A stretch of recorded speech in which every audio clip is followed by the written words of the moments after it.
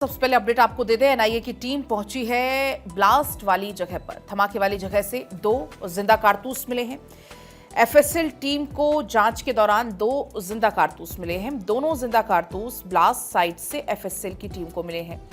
2 तरह के विस्फोटक के सैंपल एफएसएल को स्पॉट से मिले हैं। पहला विस्फोटक का सैंपल अमोनिया नाइट्रेट जैसा समझ में आ रहा है और जो दूसरा है वो उसको लेकर अभी स्थिति साफ नहीं है, तस्वीर साफ नहीं है, उसको लेकर अभी जांच चल रही है। तो लगातार इस पूरे मामले में जांच पड़ताल आगे बढ़ रही है। एनआईए की एंट्री इस पूरे मामले में हो गई है। एनआईए की टीम ब्लास्ट वाली जगह पर पहुंची है। पूरे इलाके को सील कर दिया गया है। इवन जो मेट्रो स्टेशन है वहां पर भी कल मेट्रो नहीं रोकी जा रही थी सिक्योरिटी की वजह से ही। और धमाके वाली जगह से जानकारी है कि 2 जिंदा कारतूस मिले हैं। और सीधा आपको एक बार ग्राउंड जीरो पर लिए चलते हैं। इंदर लगातार चूंकि वहां पर मौजूद है।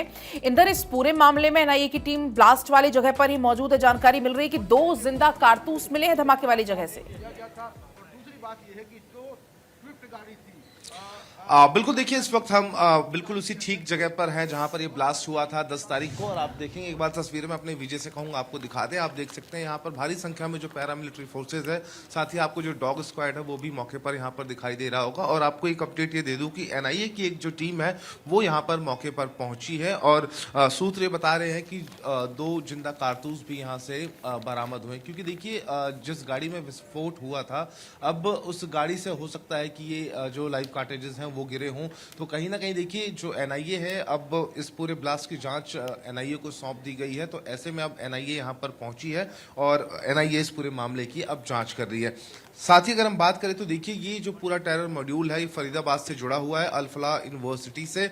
और लगातार कहीं ना कहीं पूरे मॉड्यूल को तोड़ने के लिए जो सर्च ऑपरेशंस हैं वो लगातार चलाए जा रहे हैं, जिसमें जम्मू कश्मीर पुलिस है, हरियाणा पुलिस है। साथ ही अगर हम बात करें तो यूपी एटीएस सहित जो बड़ी तमाम एजेंसियां हैं वो भी इनमें इन्वॉल्व हैं। एक बड़ी खबर ये निकल कर आ रही है कि जो i20 कार थी जिसका सीसीटीवी निकल कर सामने आया था, i20 कार जो है वो रोड पर जो पॉल्यूशन कराकर वो लोग निकले थे, तो उसमें जो 3 लोग थे उनमें जो 2 लोगों की पहचान है वो कहीं ना कहीं उजागर हुई है। जिसमें एक बताया जा रहा है कि एक डॉक्टर उमर था, दूसरा जो शकील था वो बताया जा रहा है। लेकिन अब बड़ी बात यह है कि तीसरा व्यक्ति कौन था ये अभी तक साफ नहीं हो पाया है। लेकिन सबसे बड़ी बात यह है कि देखिए लगातार इस पूरे टेरर मॉड्यूल को तोड़ने की जो कोशिश है वो की जा रही है। कल भी अगर हम बात करें तो फरीदाबाद में एक बड़ा सर्च ऑपरेशन चलाया गया था। और ऐसे में कहीं ना कहीं अभी भी ये शक है कि और भी जगह जो इस तरह के विस्फोटक पदार्थ हैं वो हो सकते हैं। क्योंकि देखिए एक ताजा अपडेट ये निकलकर सामने आया है कि जो डॉक्टर शाइना है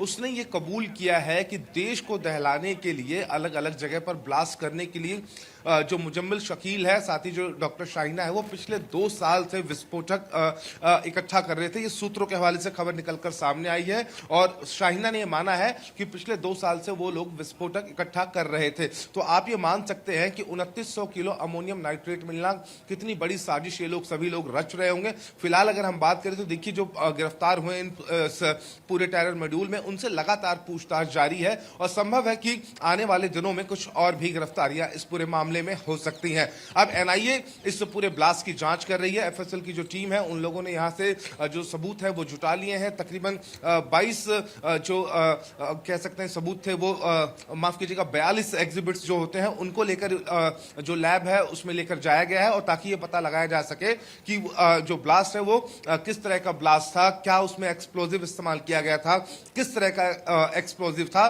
तो इस पर अभी देखिए एफएसएल की रिपोर्ट भी आज आ सकती है। तो देखना ये होगा कि एफएसएल की जब रिपोर्ट आती है तो क्या कुछ निकलकर सामने आता है। फिलहाल 2 बड़ी खबरें यही हैं कि देखिए एनआईए की टीम यहां पर पहुंची है। साथ ही जो डॉक्टर शाहिना है उसने ये कबूला है कि ये लोग पिछले 2 साल से जो विस्फोटक है वो इकट्ठा कर रहे थे। और देश में एक बड़ी प्लानिंग चल रही थी इन लोगों की। लेकिन कहीं ना कहीं जो पुलिस है और एजेंसियां हैं उनकी सतर्कता से सिर्फ ये एक जो ब्लास्ट ये लाल किले के पास कर पाए, वो भी पैनिक होकर उमर ने किया या फिर हड़बड़ी में हुआ या फिर गलती से हुआ, इस पर भी अभी जो इन्वेस्टिगेशन है वो चल रही है। जी। बिल्कुल इंदर, इस पूरे मामले में इन्वेस्टिगेशन चल रही है और जाहिर सी बात है जिस तरीके से धमाका हुआ, ये भी कहा जा रहा है, जो जानकारी सामने आई है, जिस तरीके से विस्फोटक बरामद किया गया था और महिला समेत 3 डॉक्टर्स की गिरफ्तारी हुई, इसके बाद कहीं ना कहीं हताशा में और जल्दबाजी में आकर लाल किले के सामने विस्फोट किया गया, उसी का नतीजा हमने ये देखा। और इंदर, क्योंकि सुबह ये भी जानकारी आ रही थी कि जम्मू कश्मीर से एक मौलवी को भी गिरफ्तार किया गया है और कई जगहों पर इस तरह की छापेमारी भी चल रही है, क्या लगता है कि अभी और भी लोग इसमें शामिल हो सकते हैं, नेटवर्क कई और जगहों तक फैला हो सकता है?